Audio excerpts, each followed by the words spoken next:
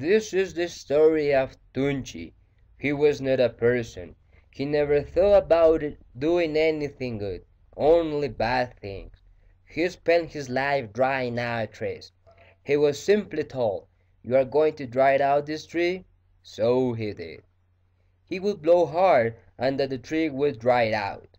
In just a few minutes he could dry the tree. People wanted to know if he did whatever children or anyone asked him to do, and so they approached him. However, the oldest members of the community, who knew the importance of the trees for everyone, said to him that what he did was wrong, and asked him not to do it because then it could damage him. Then he answered that he was not the one doing it.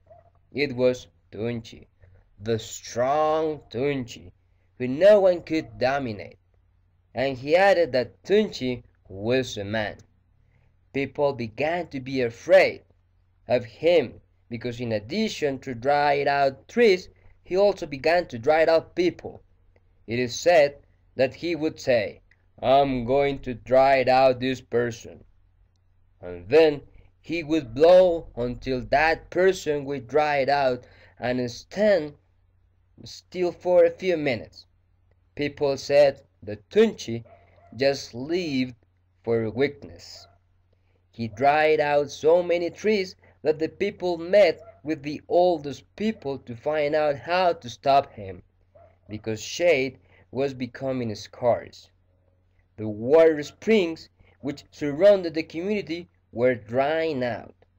The nights were everlasting, while the oldest people went through their memories and remembered what their grandparents, great-grandparents, and their ancestors had taught them.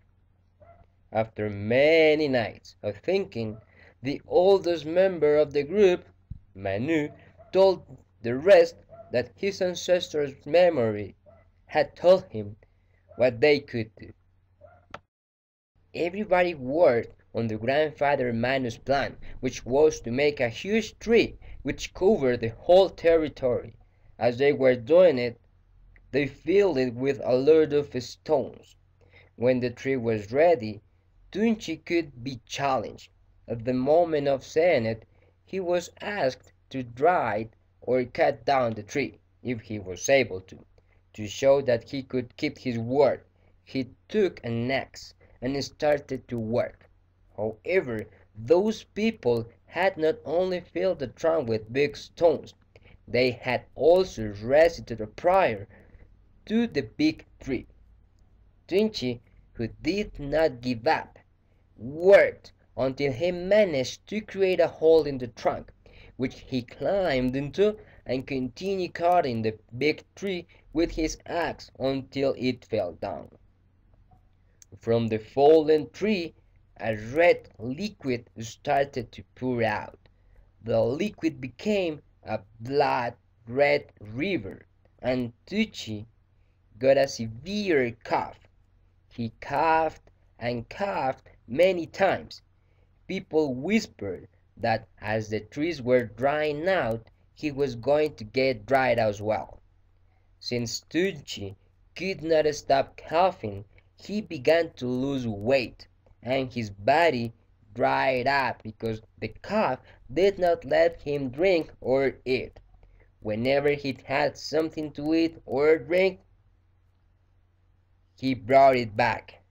The same thing happened to him and the trees. They both started drying out. When he saw himself, he began to give advice and asked the people to never dry or cut down trees, because since it had happened to him, it could also happen to them. To die dried out like the trees that he had blown out. When he did not have anything to say, it is said that he cried and gave them some good advice. He said to the children that they had to obey the words of their ancestors and learn that white and ancient trees are untouchable. and they must be respected. He also asked them to grow more trees instead of cutting them down. Lastly, he reminded the people that it was because he did not hear his elders' voices that he was dying like that. It is also said that he dried out just like he had dried out many trees.